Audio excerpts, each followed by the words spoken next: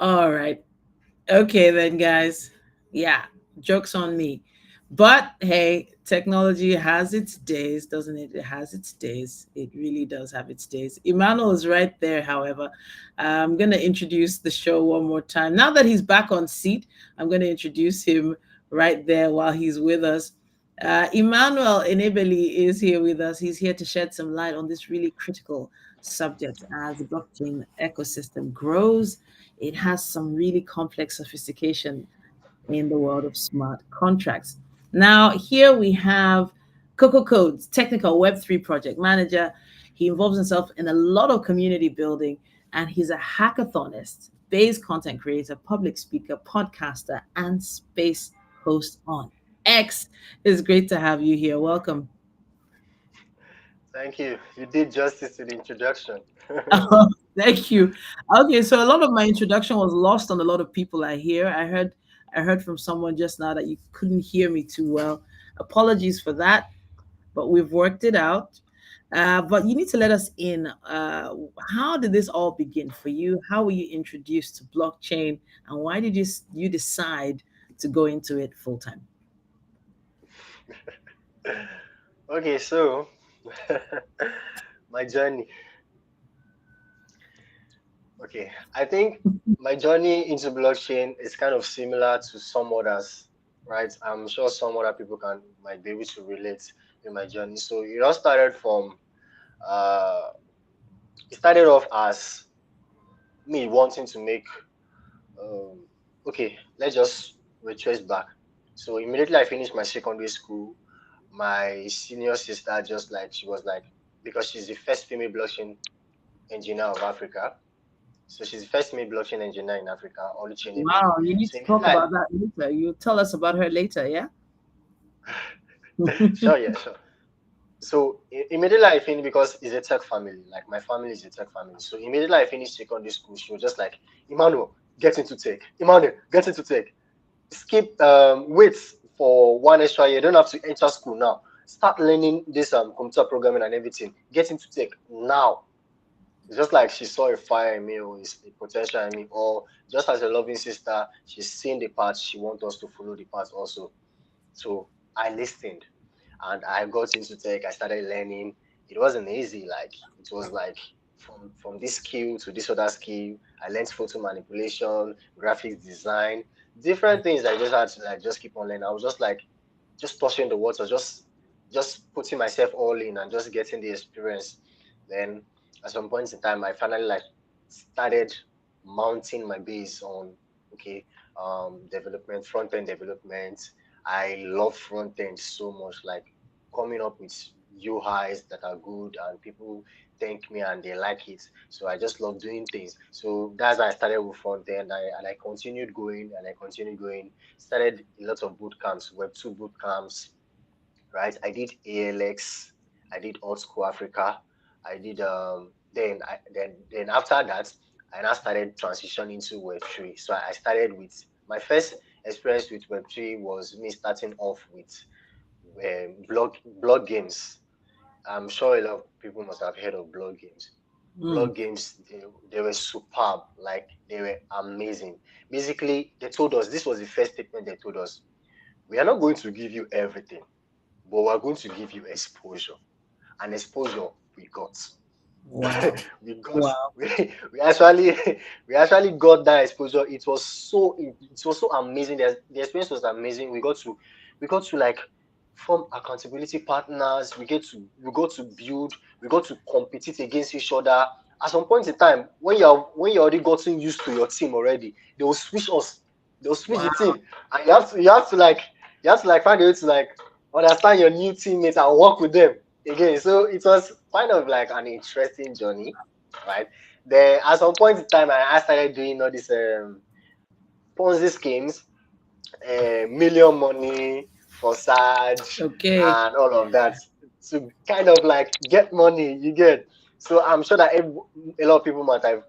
A lot of people can relate with that when it comes to Web3, the aspect of airdrops, million money, all those stuff. Yeah, so I Mm. did that a lot. You I did did that million. a lot. I did million money too. I did You that did too. million money. Yes, I did. Interesting. Interesting. Huge team. I had a huge team. Wow. Huge. I literally, that's amazing. I literally had a community. I made over like 2 to 3 eggs, if I'm not mistaken. That time I don't even understand how cryptocurrency work. I Okay. spent all my money on clothes. So basically, Wow. basically, so that's how it's like started. The money came in, and I'm like, this thing is paying. Oh. So I just started like diving deep because there's one word I always keep to mind. As long as you have entered, and as long as you have gotten the exposure, you will only upskill. You won't downskill. You only upskill. Either you diverse to another field or something else. You learn something else in the crypto space. You only upskill. So I just continued going on. During my journey of crypto million money and all that stuff, it helped me build a form of skill in networking. So I groomed my skill in networking, how to talk to people, how to persuade people to do things, how to influence people without authority, right? Then also doing blog games, it helped my journey in project management because in every project we did, I was always leading. I was always leading, motivating everyone, getting things done. So that was like what I was passionate about. In fact, some people will call me Coco equals to energy. I was just so energetic. My energy is just fire. so All so right. So I'm just so that's how it pleased all that started. you are one of the few people who had a positive experience starting out. You know, you had a mentor in your sister. You have present tense. You know, you've been able to test different angles, different sides to the industry, and you found a place that makes you comfortable right now. Presently, if you're wondering what Coco Codes actually does, he's a Web3 project manager, technical project manager. He is a hackathonist as well. Tell us a little bit about this hackathon angle of things. Because when Okay, people hear so the term is never really there's never really a positive connotation beside it. But when you hear hackathon, it's it's a someone who competes in competitions on this. So talk to us about that experience. so basically, hackathon, everyone is welcome to participate in an hackathon. Literally, everyone is a builder. Everyone is a builder. Content creators, project managers, product designers, graphic designers. Everyone can be involved in hackathons. Basically, hackathons are organized both IRL and also online. So basically, it's an online uh, um, program or offline program whereby companies or organizations they come up with the theme of the hackathon. Basically, now a company might have a new product that they launched. They have money to spare. They want people to know more about their product. They want developers to test their product. They want people to build upon their technology. They would literally come up with an hackathon. Now, that kind of hackathon is like a specific hackathon because they just want you to build with their project innovative things. So they will come up with different categories. You build innovative things with their technology, and you get to win from the prize pool. The prize pool ranges from different prizes, and you get to win from the prize pool as long as you are able to work on an idea that fits with what the hackathon needs and fits with what the owners of the hackathon want. Then we now have open hackathons. Hackathons like organized by Chainlink, Dorax. These hackathons, they literally have different categories to just come build depending on that category. And most hackathons they do have sponsors, and sponsors also have their technologies that they want people to build on. Sometimes they will even tell you what they want you to do for them. Just do that. More like a bounty. Just do it well. You get to win from the prize pool also. So it welcomes builders from all background, diverse culture. It's like global stuff. When you participate, you get to network with different set of people from different backgrounds, different countries, all of them coming together in one place to hack, not hack, but to build. Exactly.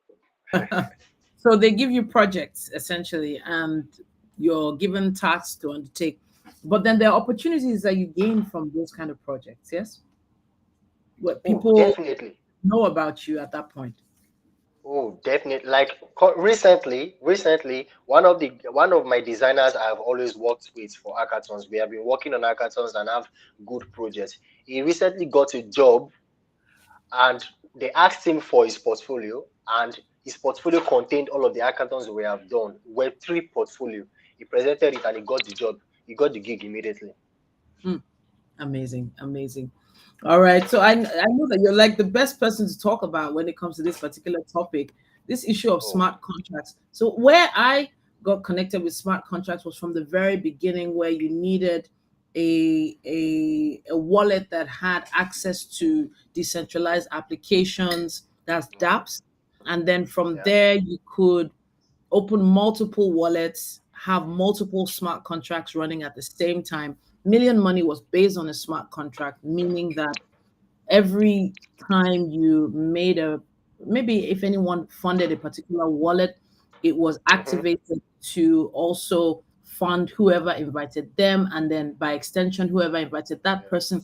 But the smart contract was locked, so nobody could ever penetrate it. So it was continuous, even about 6 months to 1 year after the contract has been put together. If someone does any transaction on it, it would still reflect to the 100th person that invited someone. So that's how Yeah. I understand the smart contract. But I know that there's a lot more to smart contracts now. So talk to us about it from with the details we actually need to know. Why do they exist and how are they changing the ecosystem? Okay. So basically, smart contracts. So from the name itself, smart contracts, contracts that are smart, contracts that can act on their own, contracts that can be automated, right? Contracts that cannot be, um, um, contracts that cannot be, how do I put the word? Um, Manipulated, right? So the reason why smart contracts came about, I'll go a bit back. I'll go a bit back. So basically, we had the likes of Bitcoin. Bitcoin was built for the core purpose of transactions, right? So global, you can send money to anybody from anywhere you are in the world, right? And all you just have to do is from your wallet, you send from Alice to Adi, and Adi will receive the money. So Bitcoin was the first blockchain built, right? But core purpose was just for transactions, and people could perform transactions securely over the blockchain, right? Through Bitcoin. But this guy came along. His name is Vitalik Buterin, and he saw this technology, saw it, and he saw that it is beautiful. But a thought came to his mind that this is not enough just for transaction. Why just for transaction? Why not make it more better? Why not add to it? Why not provide a means whereby developers can build on this beautiful technology? Why not provide a means whereby dApps can be built on this technology, right? Why not provide a means whereby businesses can be able to build, entrepreneurs can be able to build on this technology? That is the reason why smart contracts came about. But Vitaly Buterin's proposal was not accepted for Bitcoin.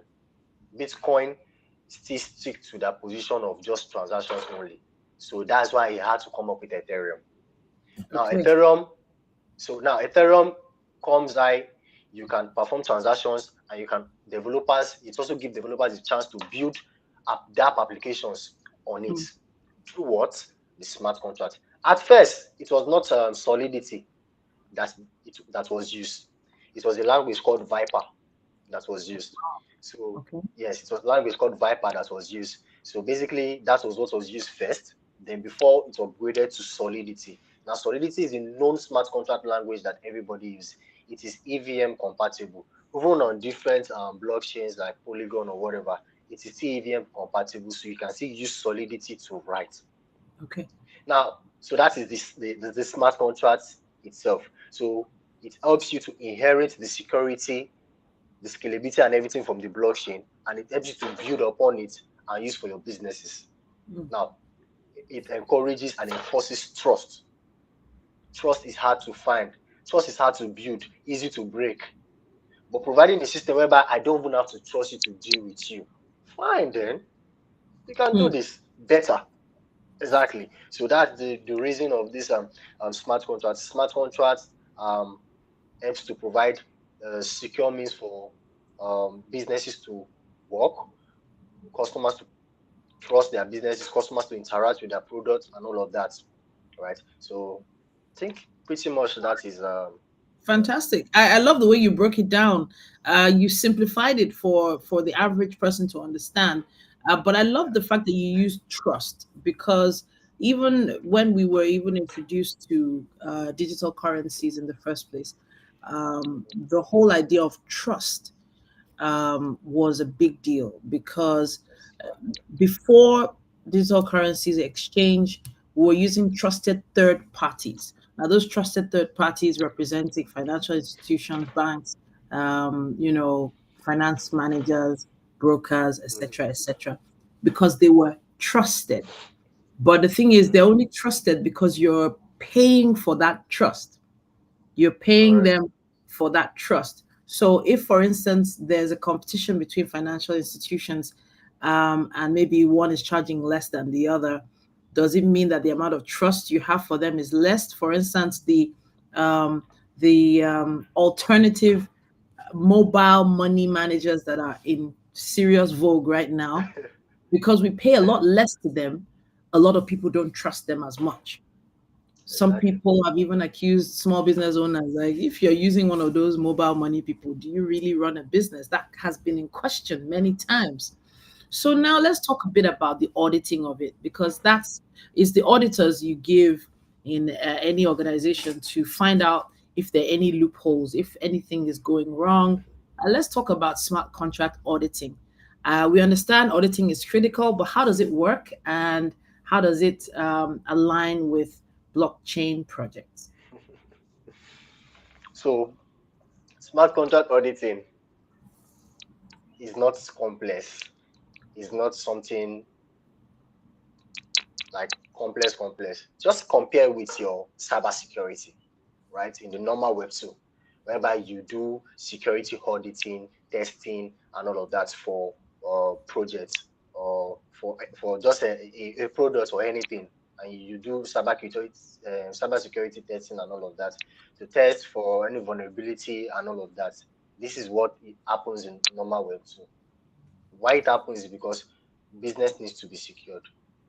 People that build their products that is like holding use funds, right? Generating use funds. You're doing a business that you're generating use funds. You can't be stingy. The money that you use for auditing to protect the funds is better than the money that you will lose when someone asks your business, right? So that is the thing. So the thing about Web3 now is that yes, the blockchain, it is strong, it is secured. These dApps are inheriting from it. The smart contracts are what these hackers find a way to manipulate, because now the blockchain, we also have like we have transaction states. The time that you send the transaction is not the same time it gets to the person that you sent it to. So there are different aspects to it, whereby hackers can find a way to manipulate. Like in your smart contract now, maybe you might perform a transaction that you debit to give someone money. Now you do not change the state of balance that you have actually given that person the money. You do not write it. You do not check true state in your smart contract. And hacker can go there and write a loop function or whatever he wants to write, and he will keep on that person will keep on getting that money, not knowing that he has gotten that money before, but it is not read in the balance that he has gotten the money.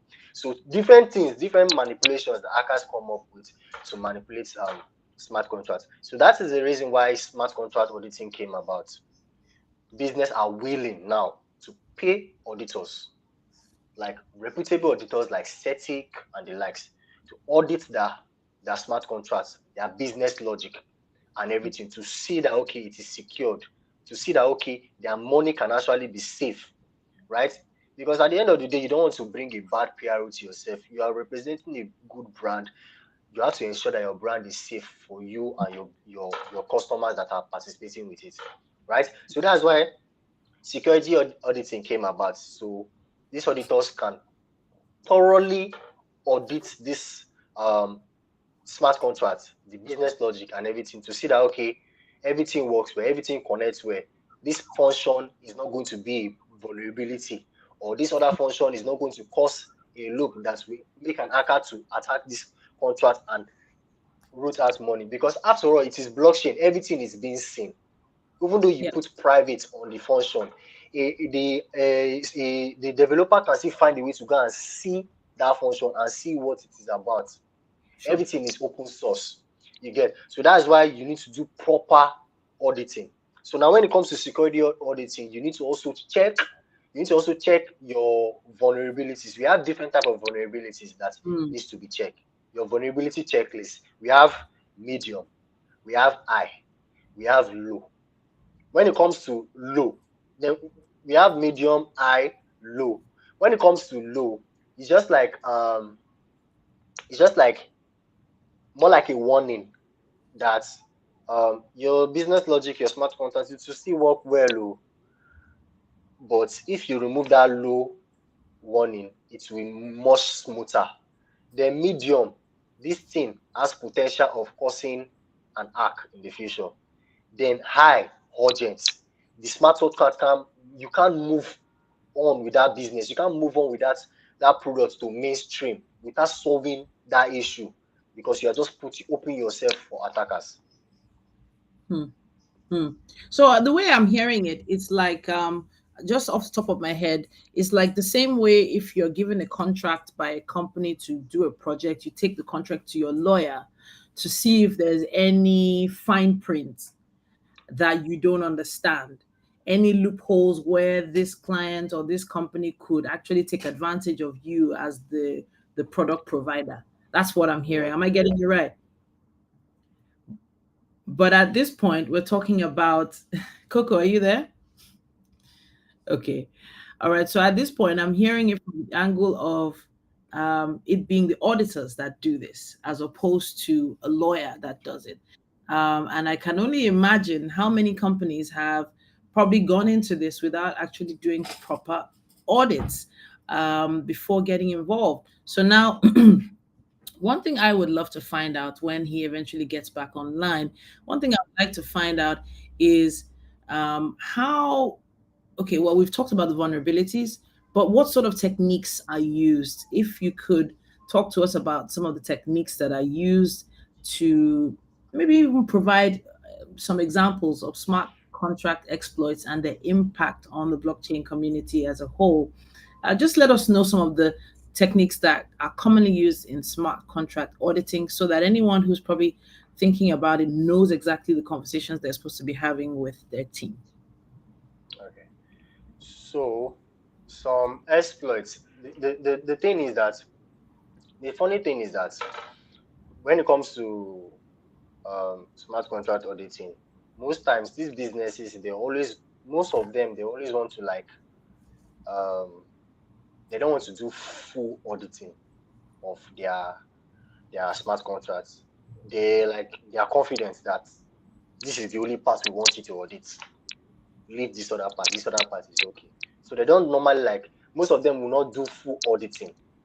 And now that one is also one of the things that cause issue. You do not do full auditing. You do not pay for full auditing. You just pay the developer to just do some part of the auditing in that code base.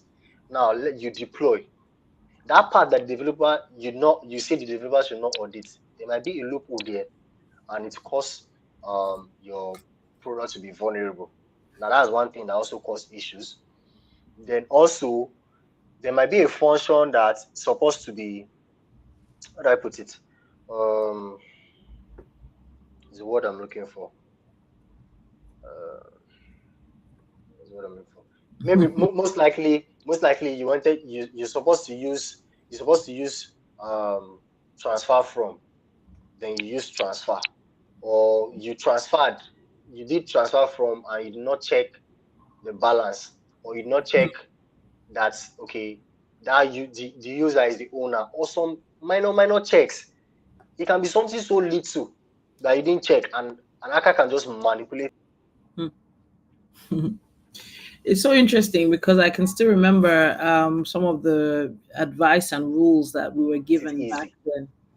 Uh, some of the rules were given are very simple. If, for instance, you started a smart contract with a particular company or on a particular project, we're always advised to use a completely different wallet whenever opening another contract. So, for instance, for those of you on X or Twitter who drop, you say you have airdrops, back to back airdrops, or drop a wallet address, airdrops, airdrops, airdrops. Yeah, if you're working with airdrops, you don't know what sort of smart contract has been encoded in there that could just literally drain all the money in that particular wallet without your knowledge. So if you are opening a smart contract with anyone, it's always advisable to use a fresh wallet that hasn't been used before for anything, that doesn't have any smart contracts on it previously. Um, and it has happened to so many people that dropped wallets on X with mindset that, oh, they're expecting an airdrop, not knowing that there's a smart contract already encoded there, that everything in their wallet just could be siphoned, for instance. Um, Now, I would love to talk about the positives here. Now, securing your smart contract means what for companies, small businesses who want to start working with smart contracts? What does it mean for them when they finally got a fully audited check on a smart contract they want to embark on, or they want to involve themselves in the blockchain ecosystem a little bit more? Once they've done their checks, what does this mean for them? What opportunity has this opened up for them? Okay, so it definitely means so. First of all, the blockchain ensures trust, so people understand that okay, yeah, it's a blockchain, there's trust. But over the years, there have been series of acts like if you backdate it 2023, 2022, the amount of acts that keep on happening, even though we are saying blockchain is secured, is just massive. And little by little, some people might not want to trust or want to interact with your product, even you say that okay, it's built on the blockchain. So now being able to have a proper smart contract security auditing of your products, your smart contracts, especially with renowned audit firms like Septic and the likes, it provides a means of credibility for your business, a means of enforced trust. Like they just have to like at least there's a bit of they can actually like take action to interact with your business because they know that okay, it has been properly audited. It has been properly audited, right? So it's kind of encourages a more like credibility and also for people to like trust more. Mm. So this is all a trust issue. It's all a trust matter. For people to understand a little bit more, I know that because there are different blockchain platforms, blockchain networks now, because networks weren't really a thing for us earlier in the day, and now networks is a big deal. So Ethereum, for instance, there's multiple networks that you can use to send Ethereum, for instance. Networks are opening every day. Smart chains here and there and everywhere. Side chains, Um, layer twos, and the likes. it's becoming a lot more complicated. The security best practices we've already started talking about, they're different for each of these blockchain platforms. Am I right? Mm, since it's all EVM compatible, it's still applicable. Okay. So you shouldn't have any worries about maybe if you started a project on an Ethereum blockchain and then, for instance, realized, hey, it's a lot cheaper, more affordable on Binance Smart Chain, or maybe faster on Solana, and you want to make changes. Are you limited by this? Okay, so basically you have to consider the EVM being used for those blockchain. So Ethereum uses the EVM um, virtual machine and works with Solidity. So other blockchains or other side chain or network that inherits from it also uses that same EVM. So if you are like migrating to any like layer two or side chains like Polygon or the likes, it should be seamless. It should be a seamless process. But if it's probably entirely another blockchain that uses their own EVM, like I think Solana uses their own a different EVM. Also, there's this other one I'm trying to remember. But basically, then that will like be a different pathway. for you. Hmm. All right, so we're gonna wrap it up soon. I just really want to. I was just wondering about this issue of documentation, transparency. The Mm, fact that blockchain is transparent is a good thing for some people, but then it's not a good thing for everyone. Not everybody wants full transparency, if you know what I mean. yeah, Uh, yeah, I get. Especially with detailed important documents and information, Mm, private information. So what's your advice to someone who is maybe considering this move, considering understanding more about this when it comes to documentation? What do you tell your clients? okay. For also basically we also have we have public blockchains and we have private blockchains. So if you don't necessarily want it all to be in public, you can actually work with a private blockchains. I've like take note of a lot of companies that do that. They don't even like the aspect of DAO, even like the aspect of DAO, they use it, they will still use the normal people in their office for the aspect of DAO and decision making. Then the other things they can still inherit from the blockchain. So basically, yes, decentralized, but they can still do it in their own way as long as they are comfortable with the solution and it is safe. So you can also like work with a private blockchain also, make it a bit private also. Then additionally, as you mentioned documentation, it reminded me of something. So also best practices for security auditing, ability to do a proper documentation of your findings on the smart contract of that business, documented properly, the warning, the vulnerabilities, and we have the warning, we have the vulnerabilities, then we will not also have the advice, not necessarily advice, but the solution or the suggestion. So now the company will not decide if they want to accept it or if they feel like there's no need for it. So, Hmm. but basically proper documentation. Because if you might be telling me that, look, oh, this your smart contract, the way this thing is written, the way you did this, your logic, it's not going to work out well. It's going to cause trouble for you.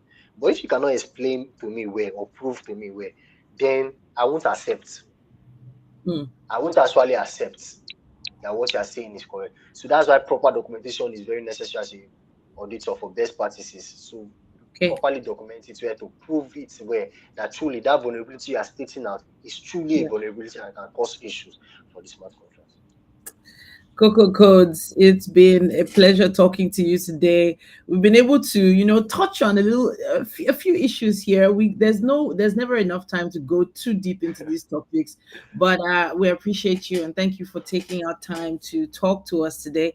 The topic today is an interesting one. It's been about smart contract auditing and security best practices because security is something that's just always on the mind of people when it comes to creating new ideas or migrating from one system of working to another system of working, especially when it comes to blockchain and Web3. Thank you so much, Emmanuel, for joining us today. Yeah, you're welcome. All right, then I will be reaching out to you, connecting with you possibly on LinkedIn or any of the platforms where you are. And please, if anyone has questions or contributions to today's topic, you can always use the comment section of any platform you're using to watch us or listen to us today. Thank All you right. so much, Emmanuel. I have some updates about the world of blockchain. You could stay around to listen if you like. Okay. All right, then. All right. I know he's busy. I know he might have to run. But yeah, just wanted to give some updates about what's happening in the world of blockchain today. And it's so interesting. Donald Trump keeps coming up in the news for many different reasons, but people didn't realize he would come back into the news when it comes to blockchain as well. Now, I mentioned India. Now, an Indian crypto exchange has fallen victim to apparently a $235 million hack. Web3 security firm Cybers has detected multiple suspicious transactions involving Wazirex Safe multi-sig wallet on Ethereum. Now, according to an X post, it's believed that about $234.9 million of funds in the Safe multi-sig wallet of the Indian crypto exchange have been moved to a new address. Now, with each transaction's caller funded by Tornado Cash, the decentralized protocol for private transactions, the address has already swapped. So because I mentioned earlier that everything is transparent, you can see everything happening. Whether you can stop it is another thing entirely. Now the address apparently has swapped and shifted funds comprised of Tether. That's about Tether USD, USDT, Pepe, and Gala into Ethereum, about 3,436. So so the shifting of funds was actively happening, and they could see it. Hopefully, they'll get their hands on whoever is doing this, and they'll be able to stop them soon enough. But the fact that it's transparent, as I mentioned before, means they could see it happening, so they can most likely stop it in its tracks. Mount Gox, I mentioned Mount Gox in a previous episode. Now, the creator, or rather creditor subreddit, has been awash with reports that over the last 24 hours, users have been seeing multiple login attempts into their accounts. Now, it's sparking some fears of a potential cyber attack here and there. But at this point, the unauthorized login attempts have been showing up via people's email, so they're reporting it to the company. They've expressed concern that it could be part of a brute force attack on the Mt. Gox creditors, though some suggest it could just simply be a website glitch. Nobody really knows what it is at this point. And imagine seeing 15 notifications about an account login, and now for some reason you can't get into your account. Oh, wow. All right. Now, those kind of pieces of news are the type that we continue watching over time. But back to Donald Trump now. Donald Trump could apparently tap Demon for Treasury role. Former U.S. United States President, and current GOP candidate nominee Donald Trump may have a place for Jamie Dimon in his next cabinet. Now, in an interview with Bloomberg that was conducted late in June, Trump reportedly said that the current JP Morgan CEO could be considered for the role of U.S. Treasury Secretary. Now, it's unclear whether Dimon remains a frontrunner in the wake of the July 13th assassination attempt against the former president, but the crypto community has been watching this really closely because we know Dimon for his staunchly anti-Bitcoin bias. On December 6th, there was a hearing before Congress, and he said the only known use case for it was for criminals and drug traffickers and money laundering and tax avoidance. Yeah, I think he might need to listen to the Blockchain Mastery podcast a bit more so he could understand a little bit more. He said if he was in government, he would shut down the crypto industry. Now, the irony is that Dimon's company, JP Morgan, has its own blockchain token. It's called the JPM coin. Yeah, that's where you work. You have your own coin, and yet you're so anti crypto. Yeah. Okay. So Trump could be used as a vocal crypto critic, and where I'm definitely watching the U.S. and the elections, the upcoming elections, and all the drama that's happening in that particular space presently. But at this point, I have to wrap it up on the Blockchain Mastery podcast. Of course, if you would like to be on the podcast, it's really easy. Just send us an email. That's dynamitepodcastnetwork@gmail.com. dynamitepodcastnetwork@gmail.com. Once you send us an email, just say you want to be on the podcast, and we will get back to you. Of course, we would like you to like, subscribe, follow, comment, contribute. We would love to start a conversation with you online as well, no matter what platform you are listening or viewing us from. Thanks so much. Once again, my name is Titi Oyinsan. Thank you so much for joining.